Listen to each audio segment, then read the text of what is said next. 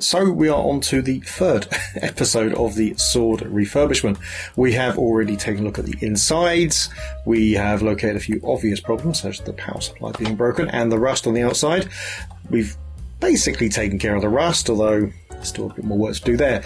But now I think it's time that we start putting this back together again. Plus, of course, we need to get that power supply unit together to actually try to get the thing powered up. And then we can finally start looking at how we actually get some video out of this thing, because we still don't know. Yeah, some fun times ahead, certainly, but hopefully by the end of this episode we'll at least get some lights coming on, which will be something.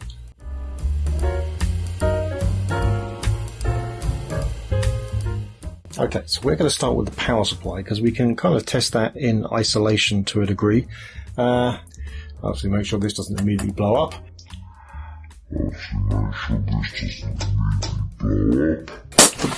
Gone. Explosion.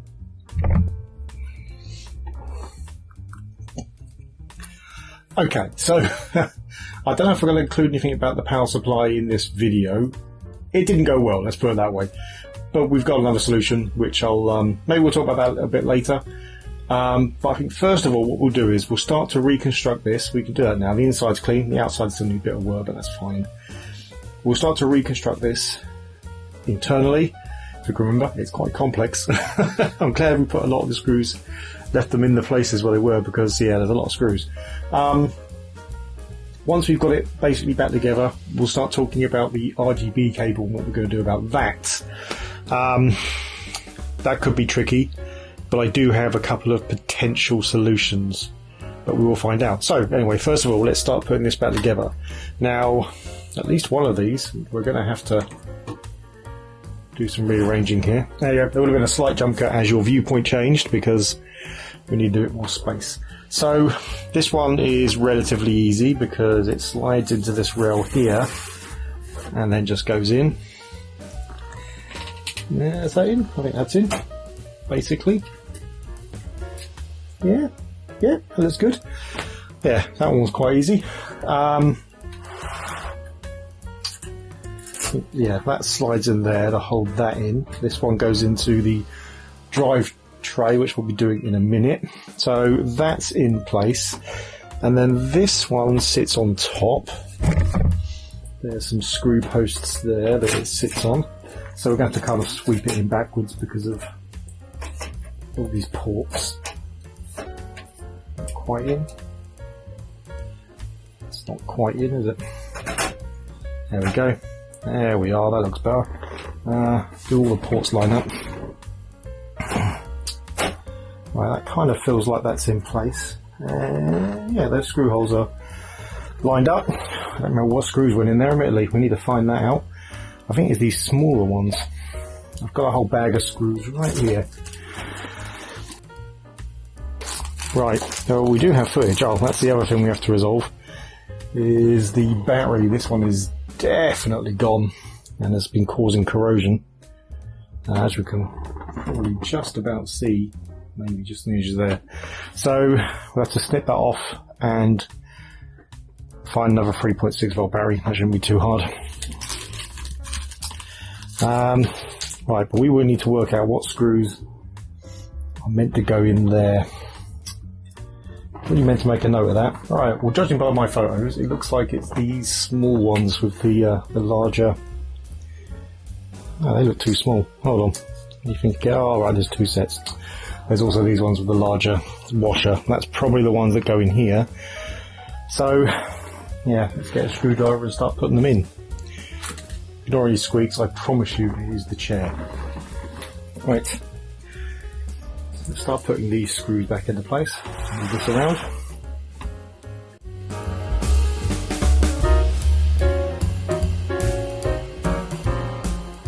Right.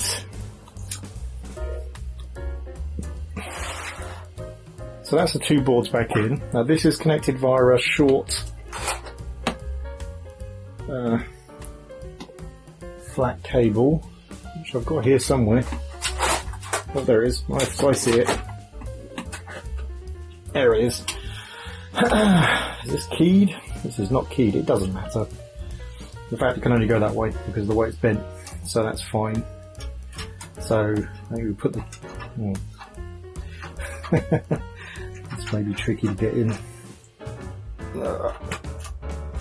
Oh no. Yeah, there we go. We're in. Right. Push those down until the sides click in. There we go. And same for that one. There we are. Right. So that's the board interconnect done. Was there an interconnect there as well? Right, there it is. It was over there. It was in plain sight and I just missed it. Right, the two blacks go at the back. And the cables go in the same direction for each one. They're keyed anyway. The actual plugs are keyed, so that's fine. So that's connected. I guess next, put the drive bays in, I suppose.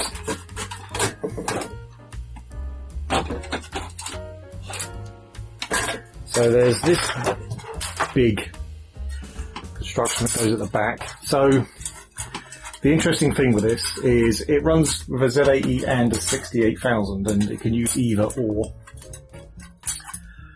And so the 68,000 has 3 peripheral slots, and the Z80 has 2 peripheral slots. So they've got their own bays, which is kind of interesting. It goes that way. And yep, so that sits in there, and then this little, you can see that, it's probably out of your range there now. Is there now? I can't tell, I can't see it. Right. No, you can't. You can probably just about see that. There's a little plastic plug that goes through. It's really hard to get out, so I'm guessing it's not going to be much easier to get in. You know what, let's do the screws first, we'll put the plug in. That probably makes more sense. And then these ones go in here to hold these drive bays in place. It's very, very smart how it works. Actually no, I think we've got to put that in first because otherwise the drive bays are not going to line up properly, so yeah, that's a pain. Oh, that's one in.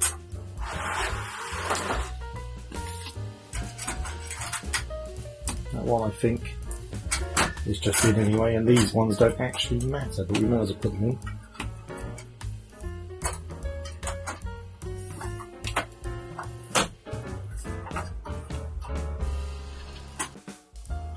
They are not easy. There we go.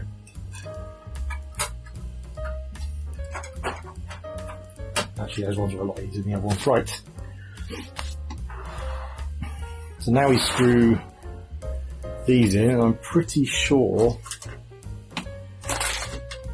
I'm pretty sure, I'm not pretty sure.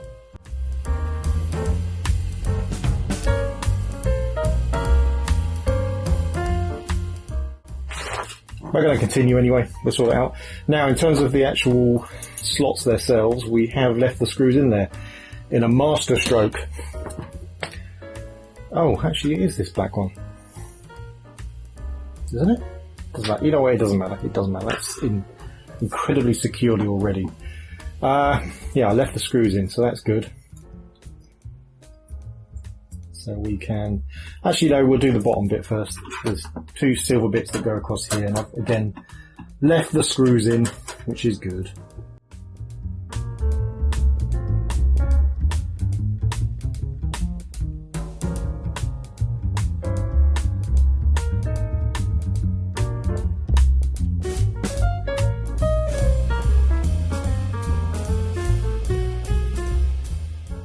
There we are, right, well that's done. The other cables just plug into the front here, so I don't think we have to worry about this stuff being on.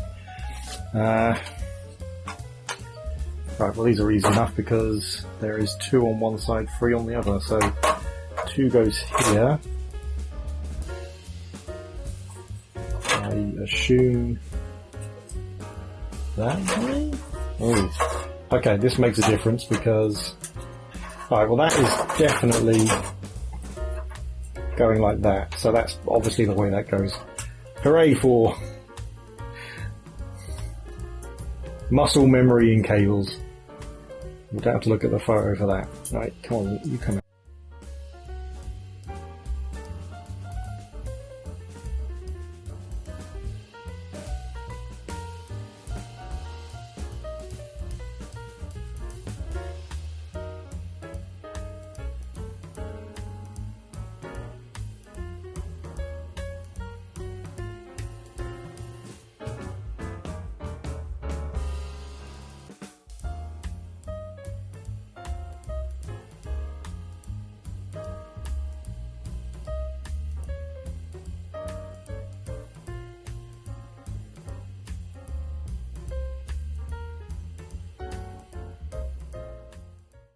Alright, so that is pretty much as together as we want it to be at the moment, just for the next bit we're doing. Because, oh, I can do that last screw, actually. There's the screw around here. But I'll do that and then we'll discuss what's going on next.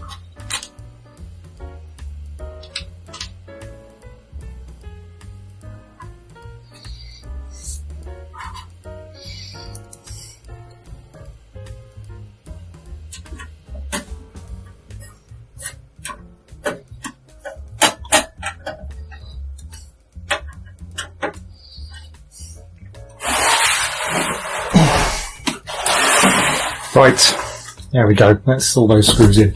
So, we're working on the power supply. Our original decision to use the arcade one isn't going to work out. Mostly because of me. I got misread the voltages required. It needs -12, not -5. And that arcade power supply does not give that out. Have I done that again? Is it the other way around? Anyway, it needs one that the arcade power supply do, so it's fine.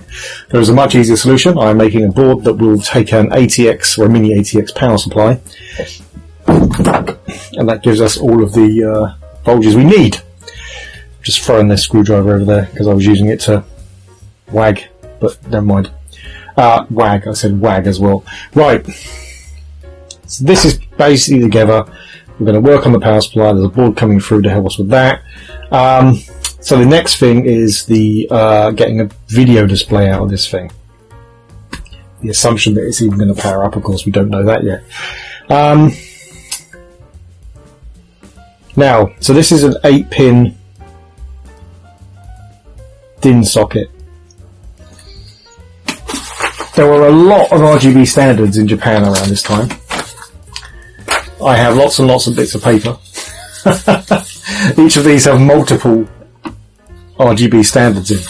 Now, a lot of these we can kind of we'll be able to work out which ones we can ignore almost immediately, because we can just work out where the ground pins are quite simply, right? Even how to power this up. So we just take our multimeter, set it to continuity, find ourselves a good ground source, and then just randomly stick the probes in and see what happens. So we can kind of map out where our grounds are.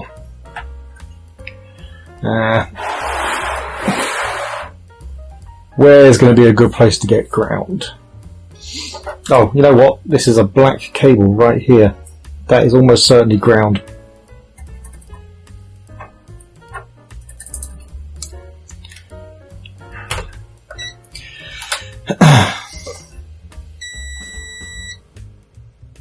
Yep, that's definitely ground. Right. So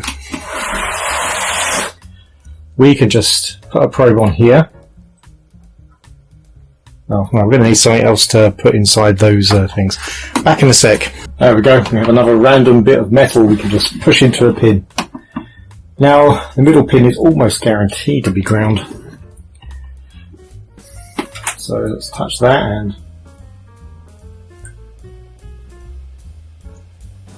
or not. There's no guaranteeing, of course, that there's not some kind of weird thing blocking ground from those pins from here. It's not usual, but certainly possible.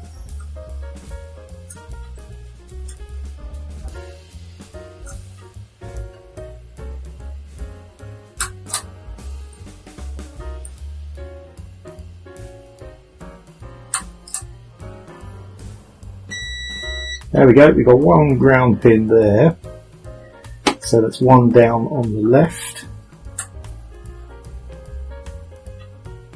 Right, only one ground pin, so that would be pin 3. Pin 3 on the DIN socket is ground and nothing else is.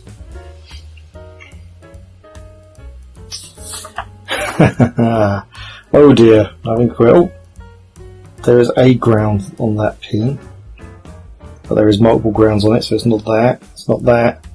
Okay, so it's looking like it doesn't match up to any of these. Oh no, hold on, we've got a winner. Alright, so we've got one that kind of that matches this. So one with one ground on pin 3 and no other grounds. So we kind of have, well, only one that matches, which is fairly astonishing, really. Yeah.